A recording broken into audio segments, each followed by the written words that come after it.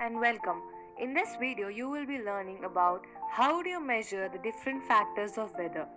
First of all, let's see what is weather. The state of the atmosphere at a particular place and time as regards as heat, cloudiness, dryness, sunshine, wind and rain, etc. is called as weather. We will be now learning about how to measure rainfall, solar radiation, wind speed and direction. Let's get started. The first weather factor we will be learning about how to measure is rainfall, and also we will learn the principles involved in how to make the instrument, and also a few pictures will be shown in the next slides. For starters, this is the rain gauge. Yes, rainfall is measured by rain gauge. A rain gauge, also known as durometer, pluviometer, ombrometer, hydrometer, is an instrument used by meteorologists and hydrologists to gather and measure the amount of liquid precipitation over an area in a predefined area over a period of time, and it is used for determining the depth of precipitation. It is usually in mm, that is millimeter, that occurs over a unit area and thus measuring the rainfall amount. Let's now take a look at the mankind's different inventions on rain gauges. The first one is US standard rain gauge. We have the pH standard rain gauge, and there is pluviometer of intensities rain gauge, the weighing precipitation gauge, the tippet bucking rain gauge, one of the advanced optical rain gauge, and last one, acoustic rain gauge. Let us now dig deep and get to know about the principle of how rain gauges work. The most commonly used rain gauges by the meteorological department is the non-recording type rain gauge. It consists of a cylindrical vessel that is 127 mm in diameter with a base enlarged to 210 millimeters in diameter. It all can be observed in the picture properly. At its top section, the funnel is provided with a circular brass rim which is 127 mm exactly, so that it can fit well into the vessel. So here you can see that the cylindrical vessel and the brass rim are of same diameter, and the funnel shank is 75 to 100 mm high from the base selection and thinner than the cylinder that is placed into it to receive the rainfall. Yeah, so as we know, measuring cylinder whose graduation is consistent with the diameter of the funnel.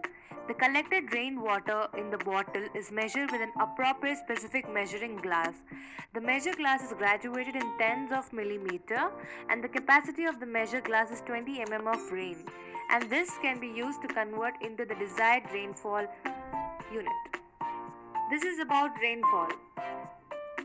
So till now we studied about how to measure rainfall, and just the opposite of that, we will be learning about how to measure solar radiation. But first, solar radiation is also called as solar resource or just sunlight. It is a general term for the electromagnetic radiation emitted by the sun. The instrument used to measure solar radiation is pyranometer. It is a type of actinometer used to measure broadband solar irradiance on a planar surface.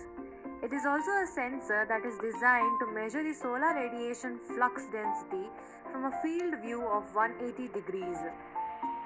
So it is based on sensor motion. Well, if you might be wondering about how the sensor motion works, don't worry, we've got it covered. The principle of the pyranometer. Based on Seebeck or the thermoelectric effect, a pyranometer is operated based on the measurement of temperature difference between a clear surface and a dark surface. The black coating on the thermopile sensor observes the solar radiation while the clear surface reflects it. Also, the observed solar radiation is converted to heat, and this heat flows to the sensor to the pyranometer housing. The thermopile sensor generates a voltage output that is proportional to that of the solar radiation. So the amount of heat energy observed is directly proportional to the radiation of the sun. You will get a better understanding if you observe the picture of a pyranometer. It has main components: the thermopile sensor with a black coating, It absorbs all the solar radiation and has a flat spectrum covering 300 to 50,000 nanometer range. And we have a glass dome. It limits the spectral to 300 to 2800 nanometers while preserving at 180 degrees. It shields the thermopile sensor from convection. And also you have a black coating on the thermopile sensor which observes solar radiation that is converted into the heat that in fact gets output as voltage, and that is how you measure the solar radiation. The next instrument which measures the solar radiation is pyrheliometers. A pyrheliometer is an instrument for measurements of direct solar irradiance. It is used with a solar tracking system to keep the instrument directly aimed at the sun. A pyrheliometer is often used in the same setup with that of a pyranometer.